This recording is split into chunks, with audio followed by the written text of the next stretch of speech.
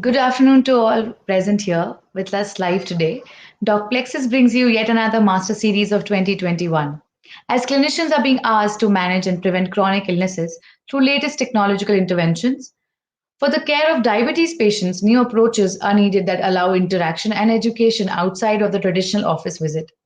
These tools will not only make it easy for access, but also not overburden the provider for or the patient. Ideally, these technologies should be able to improve patient safety and health outcomes.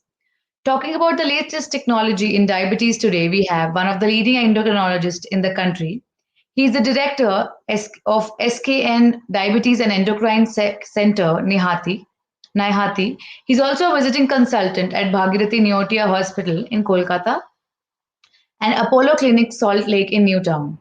Talking about the feathers in his cap, he has won the Best National Diabetes Award Initiative Awareness Award for 2016, Rising Star Awareness Award for 2021, and Award for Best Innovation in Diabetes Care during challenging times.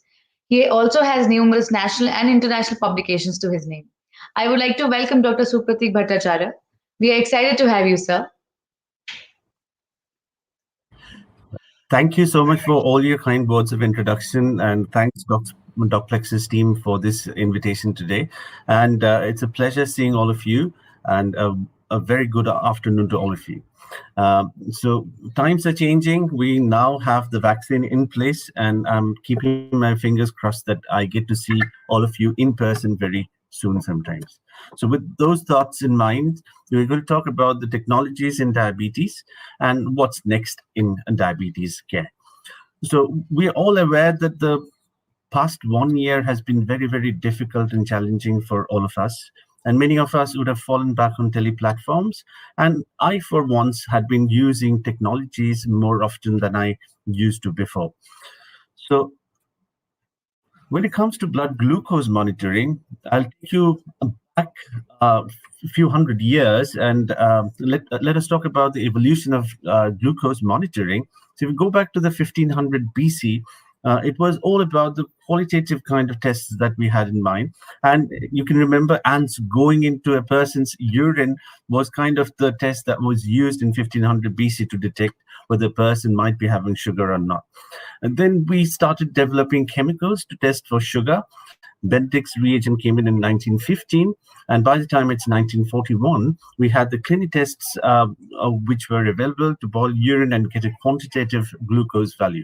So we're moving from qualitative to a more quantitative kind of a test. So this is the kind of flow that we had. So the first generation that we had were more qualitative in nature, and then gradually, as the years went along, we now have the non-invasive kind of monitoring, which has absolutely no pain or minimal pain at all. So we are empowering our patients, and gradually we are moving to automation. So that is what our talk is all about going to be. So integrated personalized diabetes management, and it's an outcome-driven holistic approach in diabetes management. And this enables the patients to master the complexity of managing diabetes today. So when a patient comes into you, he is the focus. So you try and understand what the unmet needs are, what are the kind of expectations that he has. And then you start with the blood glucose monitoring. You would be giving that person some kind of medication. You bring in the caregivers. So it's basically a teamwork where the caregivers and the patient, your team forms a team. And then you assess the entire system. So you collect, you integrate and analyze the disease and with the relevant data points to support the physician's treatment decisions and also delay the disease progression and also going into complications.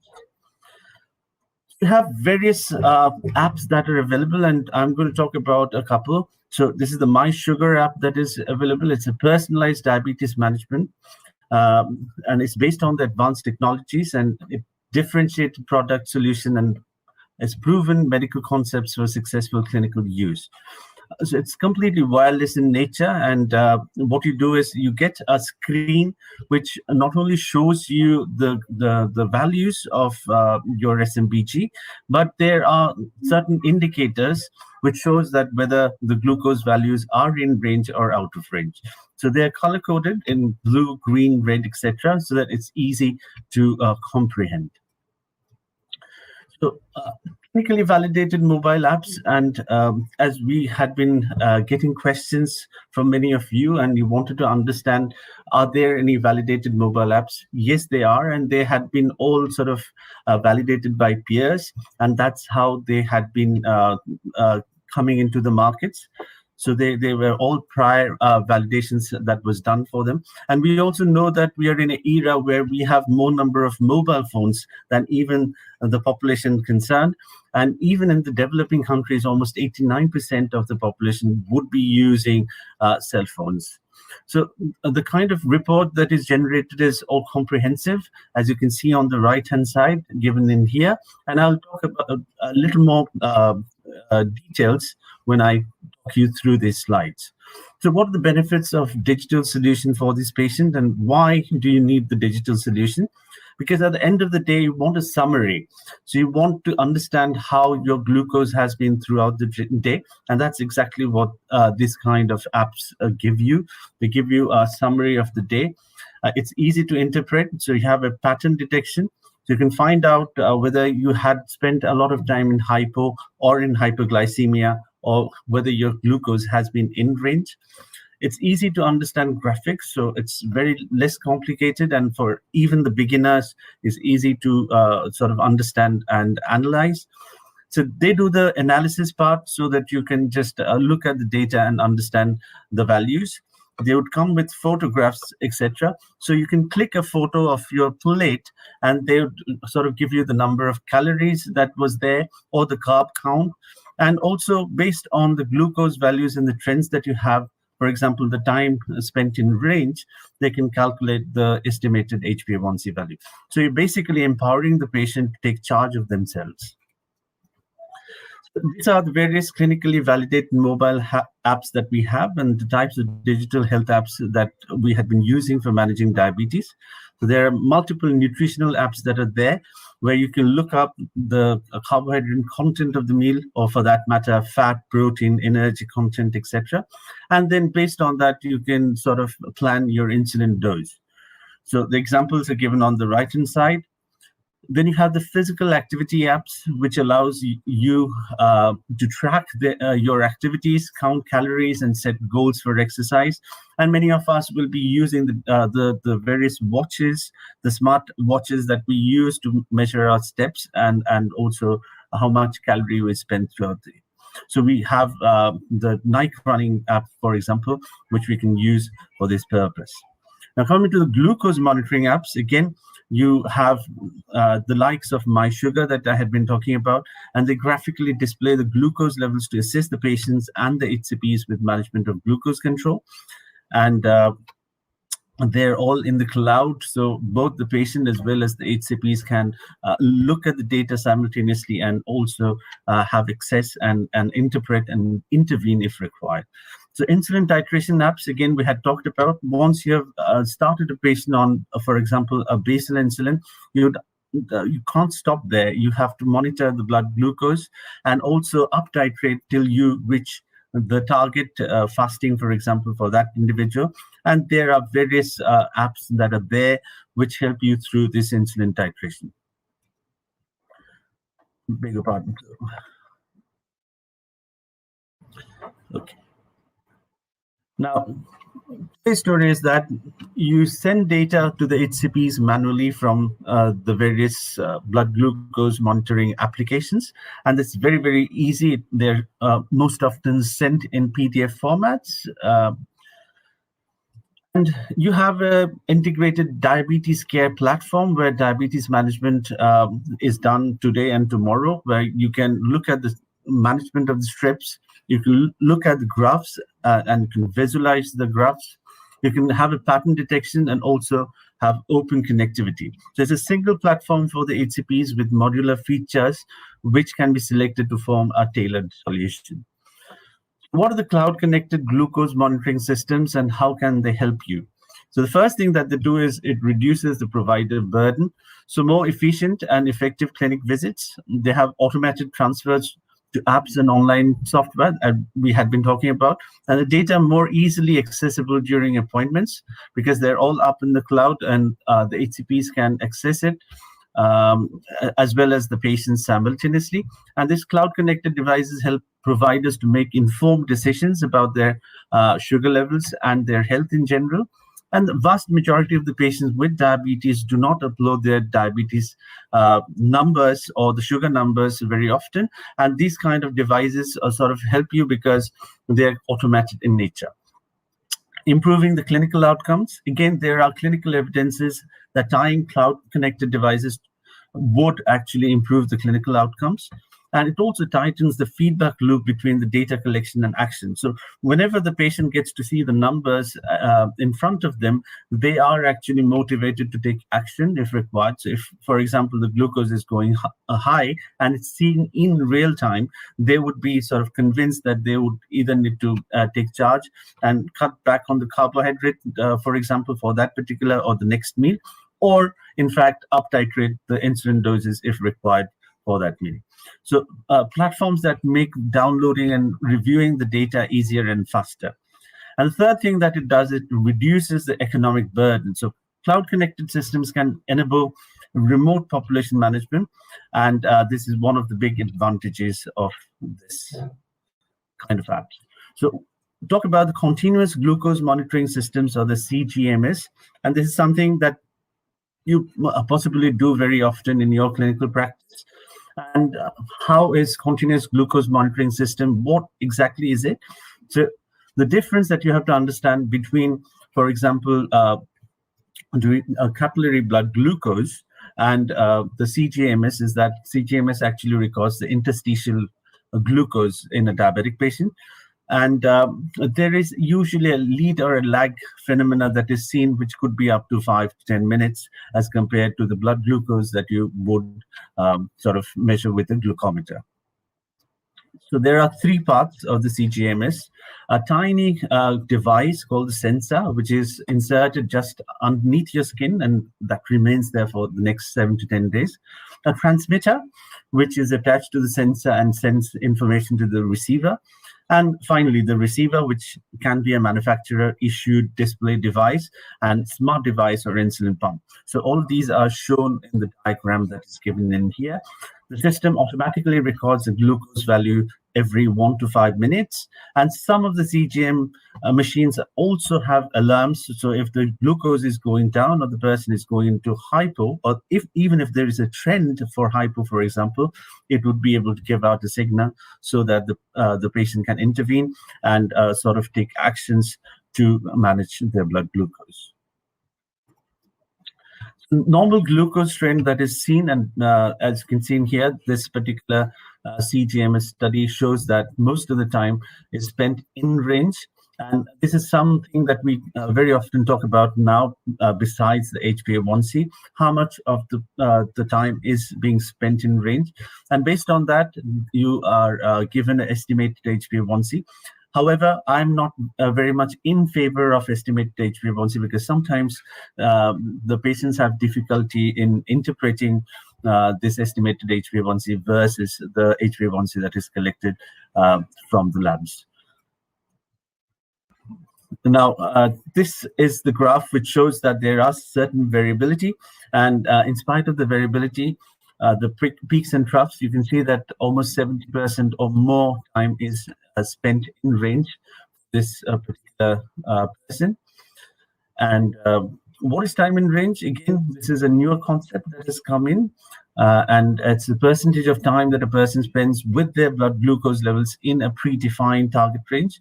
And more time spent in range, easier it is to achieve the target HbA1c. And we know that if there are a lot of variations, two different individuals with similar HbA1c can be spending entirely different times in range. And more about that later. But as of now, it captures the variations in blood sugar levels over time, and thus it can show you the highs, lows, and in-range values, as you can see in these various diagrams. So this particular person, as you can see in here, 0% time has been spent in range because all the time has been spent in hypoglycemia. For this individual, you can see that most of the time has been in hypoglycemia, but there were times close to the afternoon where the blood sugar actually came down to the target range. And the last graph that you see is 100% of the time that has been spent in range, and this is probably the most ideal situation that you can get. Now, what is ambulatory glucose profile, or AGP? The ambulatory glucose profile is an internationally recognized, consensus approved visual representation. So many times the data that you collect from the CGMS is difficult to interpret by an individual because there are so many graphs that they might get overwhelmed. So AGP, what it does, it simplifies or summarizes the glycemic data and its descriptive statistics in a very clinically meaningful format. And AGP collates and presents several days of glucose records into a single projection. And it's a visual trace for the median glucose levels. And I'll show you how it is done. So for example, this is the original CGM output that you see, which is quite overwhelming because it's very, very difficult for an individual to interpret from this how much time has been spent in range or how much time has been spent in hyper or hypoglycemia. Now, what AGP does is to make it simple. And now on the second graph that you see in here, you can clearly interpret that most of the time has been out of range and the person has been spending most of the time in hypoglycemia. A picture is worth 1,000 words, as they say. Ambulatory glucose profile dashboard, and the dashboard means it's a standard one-page report which consists of 3 different parts. One is the statistical summary, one is the visual display of typical glucose profile, and then finally the daily view. So this is how the ambulatory glucose profile dashboard would look like, and it's basically a statistical summary which would include the glucose exposure, variability, percentages, etc.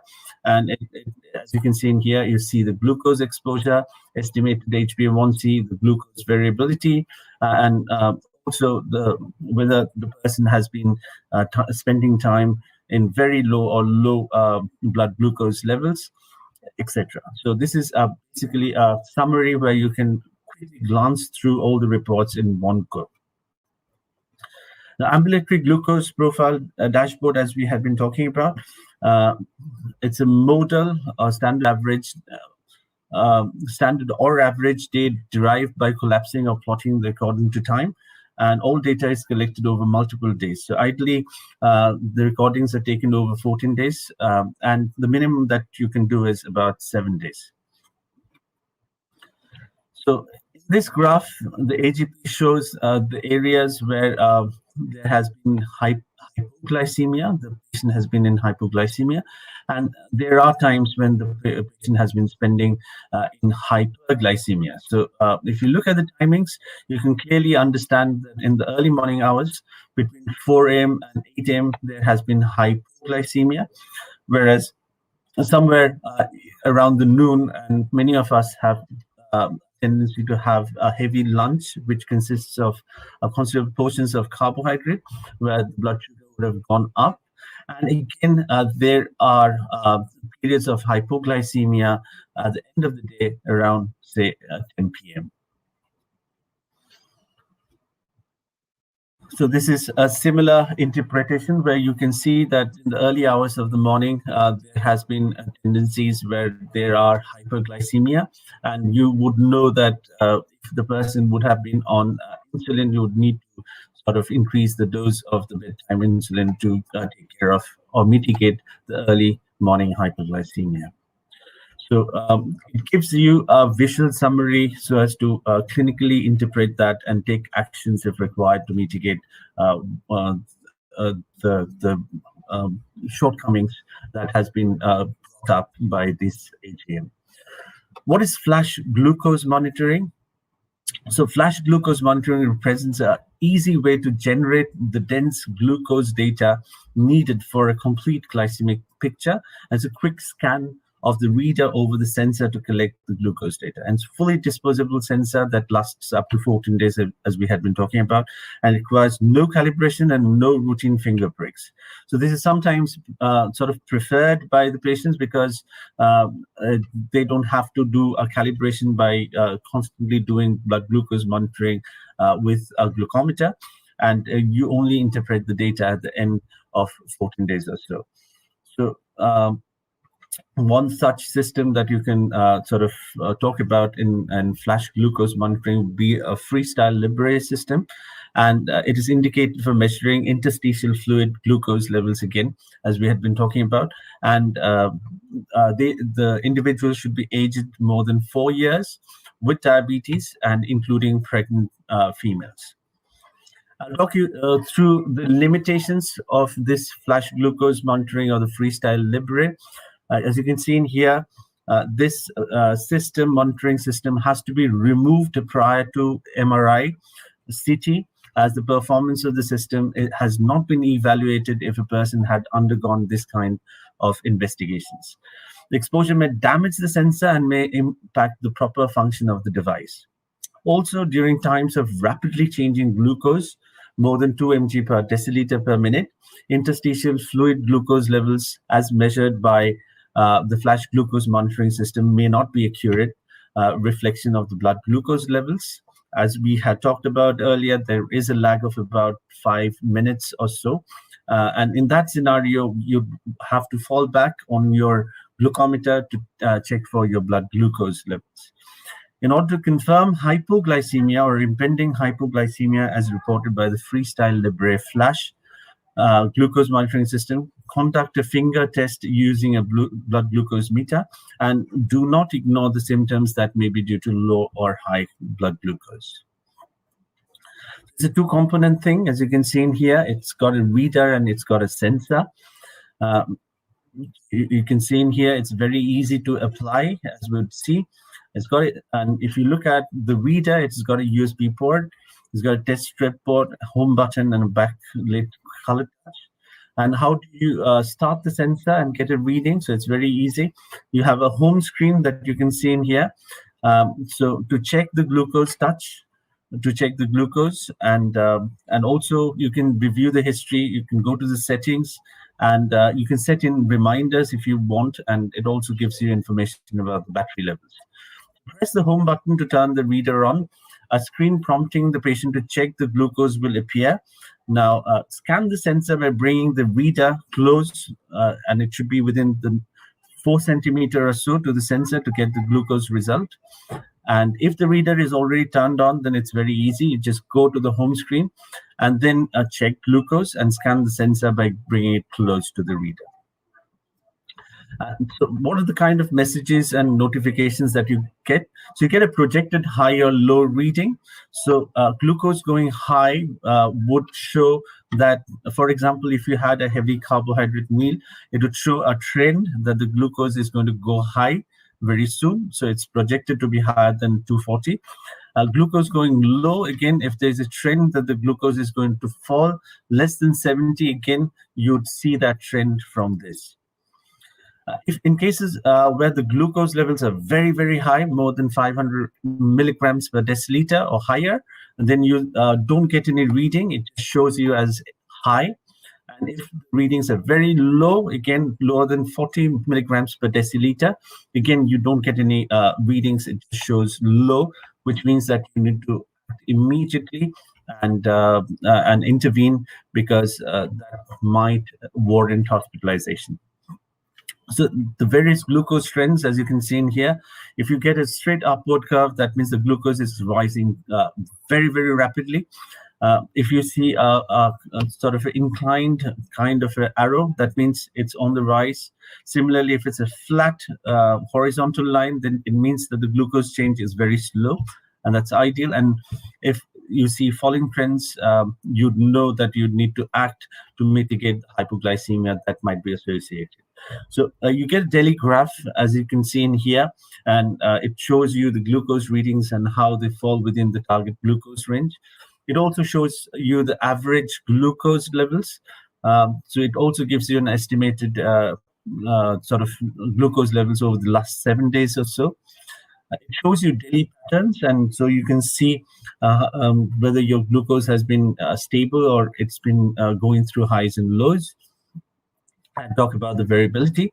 And finally, it also talks about the time in range or the time in target. So clearly you see that this person had spent almost a third of the time in hypoglycemia, about 55% of the time in target, and only 12% was spent in hypoglycemia.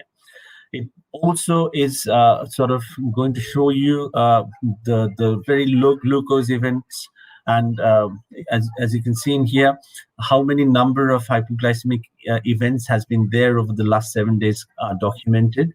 It shows you the sensor usage. It shows you the target range. So they set their target. You can basically set your target, and anything over or below that is going to be shown as a high or a low, and allowable range that has been set for most of the patients would be between 70 to 180. It also can give you reminders. So you can set in a reminder, for example, to check glucose, take insulin, etc. So it's very much customized. And living with the freestyle system, you can bath, you can shower, you can swim. So it's water resistant.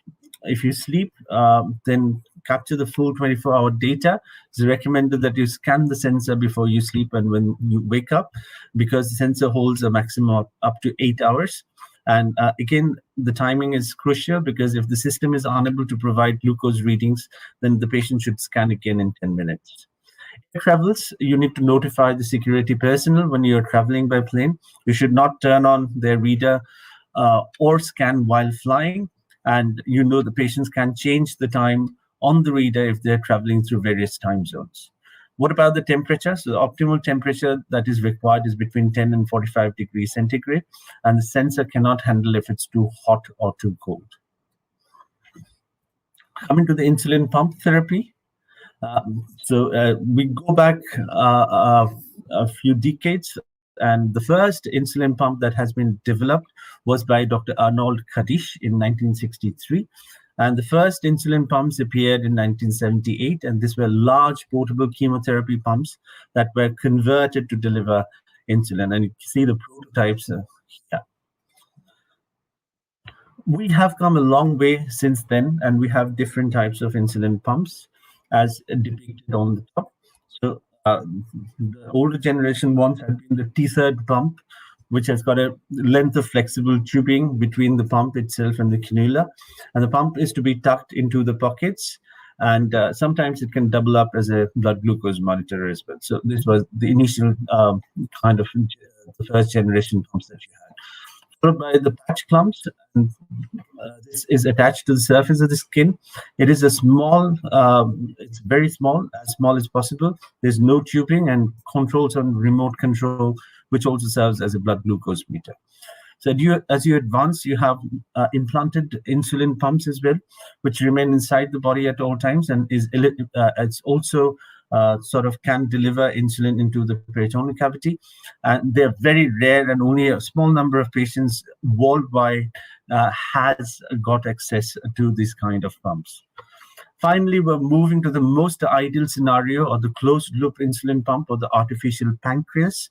So these are insulin pumps which are linked to respond automatically to the CGM readings. So if they're high, it will automatically deliver insulin. Similarly, if the numbers are too low, it will refrain from giving insulins. So this is the highest or the most recent developments in the pumps, and it is likely to be available in a few years' time. So it's I don't know when India is going to get it, but it's still in experimental phase, and we should be getting it within a few years when the closed-loop insulin pumps start being commercially available in India. So insulin pumps, what are the issues with the classic pumps?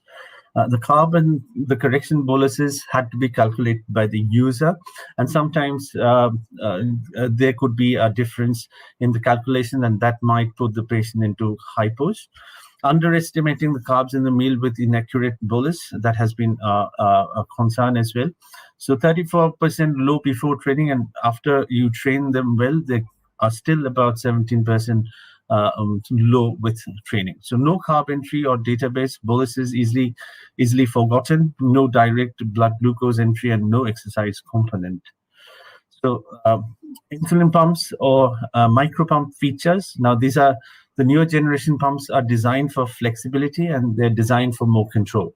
So while we mean flexibility, we mean discrete and small micro pump without tubing, modular design, which allows detaching and reattaching the micro pump very quickly, a smart solution with micro pump base that is reusable within the next 120 days or so, and ergonomic handling of the inserter. While we're talking about taking more control, so all-in-one diabetes manager, quick bolus buttons are there, which directly sort of work. The micropumps ensure a discrete bolus delivery over the next. So it's a 24/7 system where it kind of keeps on delivering boluses as and when required. And transparent reservoir makes it possible to direct air bubbles during the filling process. And there is no tubing as well. So pumps versus MDI, and there has been quite a few systemic reviews which has shown that the pumps are favored. And one of them by Jetler KL has shown that as compared to the MDIs, we had seen that the pumps are able to bring down the HbA1c to a greater extent and without any higher rates of hypoglycemia. So insulin requirements were significantly lower by using the pumps as compared to multiple daily doses of insulin. Diabetes technologies, what next? We know that we had been evolving since 1922 when insulin was first developed. Then we had pumps, we had newer generation pens, then we had the open loop, and finally we're going to the more automated closed loop system. So we had home monitors, and now we have the continuous monitors. So initially, it was all driven by the physicians, followed by empowering the patients to do self-management. And finally, we're moving to the most ideal condition, which is automation. So what are the future possibilities that we have? It's absolutely endless. Hybrid closed-loop systems, always also known as the artificial pancreas, as we had been talking about. Continuous glucose monitoring, and this artificial pancreas will have 4 different aspects. One is the continuous glucose monitoring.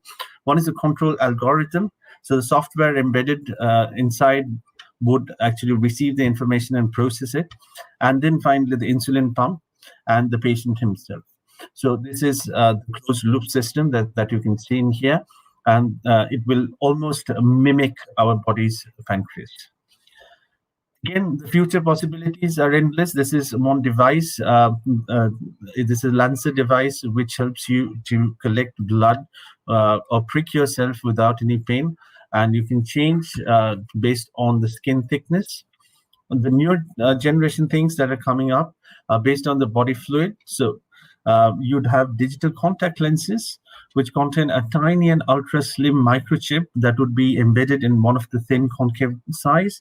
And through its equally tiny antenna, it would send out the data regarding the glucose measurements from the user's peers to his or her paired smartphone. So it's not going to be invasive. It's very easy to use, and the patient would be able to use it themselves. What about the digital tattoos? This is another thought where researchers have created an electronic skin patch that senses excess glucose in the sweat and automatically administers drugs by heating up the microneedles that penetrate the skin. The third thing that you might have in near future is non-invasive glucometers, which are transdermal sensors that pass a near-infrared light to detect the glucose concentrations of the external assays of the body fluids, and that could be saliva, tears, breath, etc. And optical and electrochemical detection methods are used for this purpose. So future possibilities, non-invasive methods of insulin pumps, single port for monitoring and pump, extended wear time, customizable algorithms, faster insulin. So we have now ultra fast insulins that are available for us. We have ultra long insulins that are being developed. So initially we had the first generation insulins, which were the first sort of the basal insulin, uh, the gold standard that we used to talk about was glargine. And then we bettered on that. We had U300 glargine, which covers not only 24 hours, but it can extend up to 36 hours. Similarly, degludec is another such insulin. Now we are coming up with once weekly insulins like icodec, which will be available in near future, where a person need not inject themselves every single day. They can inject themselves once in a week. Similarly, we have once weekly GLP-1 receptor analogs and something like ITCA that was in the process of development, where there'll be a subcutaneous implant. And initially, you need to change it once a month, followed by once a year. So the possibilities, as we say, is absolutely endless, and we are improving leaps and bounds. Uh, and not forget various platforms that we can use, whether it's the WhatsApp, whether it's your Facebook page, whether it's your LinkedIn account or Twitter, to make your peers or your patients aware of the different technologies that are being used.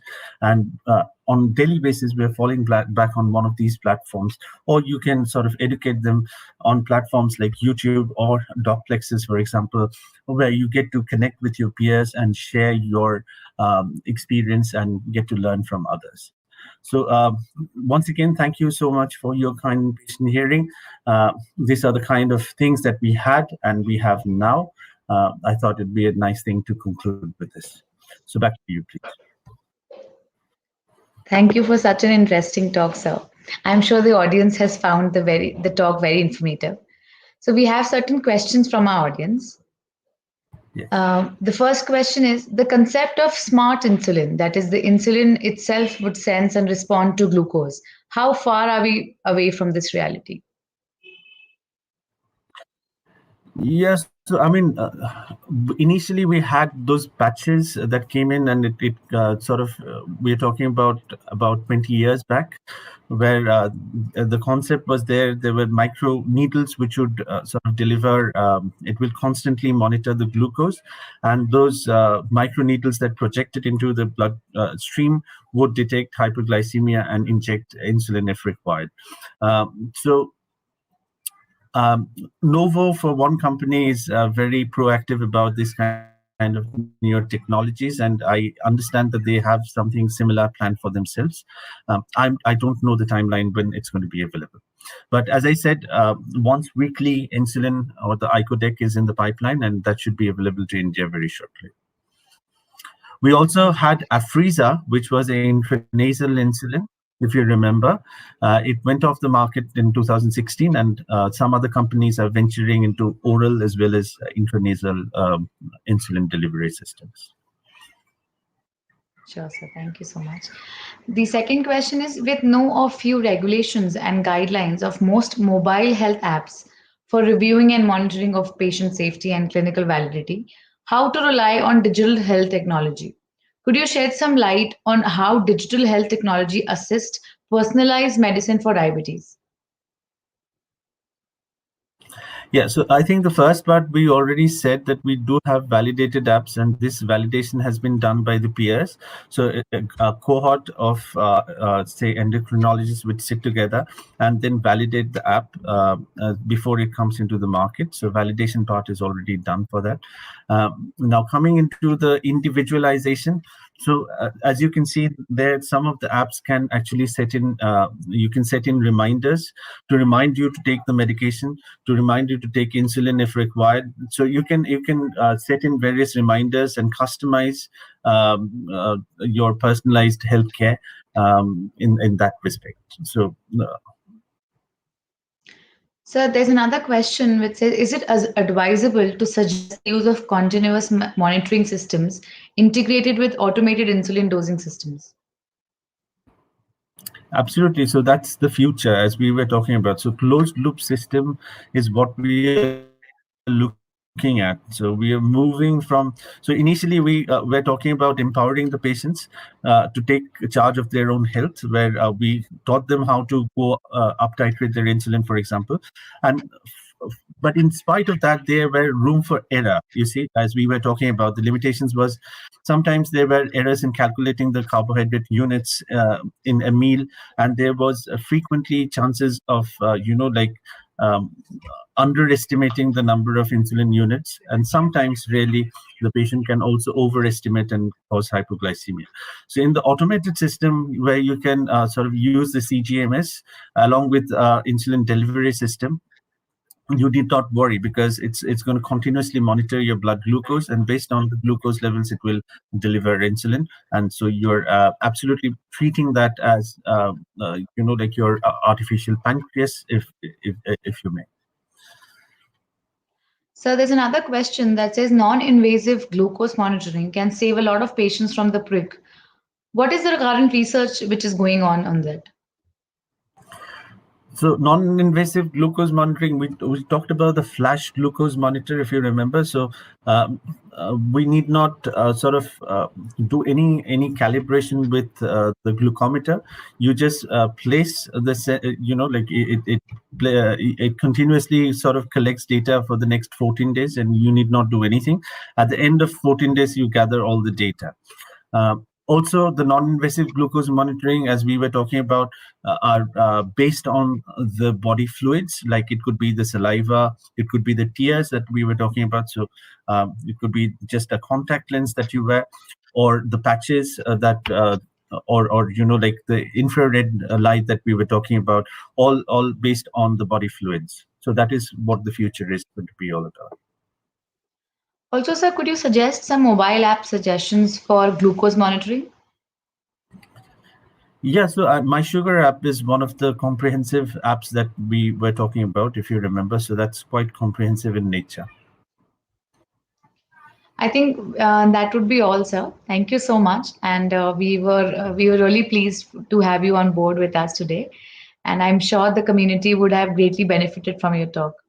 Thank you so much, sir. Thank you so much for your kind words, and it's been an absolute pleasure being on board. Thank you for this invitation, and it was a pleasure seeing all of you. Thank you so much. Take care. Bye bye.